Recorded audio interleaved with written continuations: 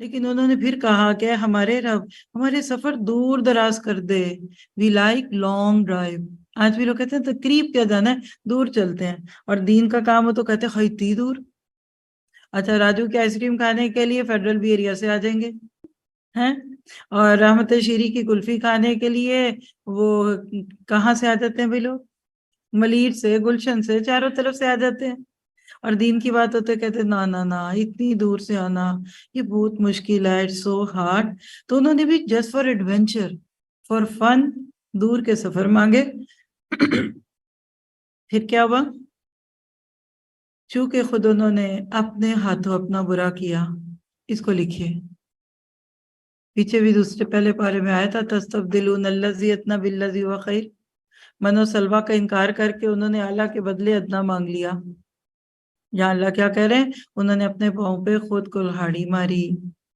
اس لیے ہم نے انہیں گزشتہ افسانوں کی صورت میں کر دیا، یعنی بھولی بسری کہانیاں، اور ان کے ٹکڑے اڑا دیے. بلا شبہ ہر ایک صبر شکر کرنے والے کے لیے اس ماجرے میں بہت سی عبرتیں ہیں.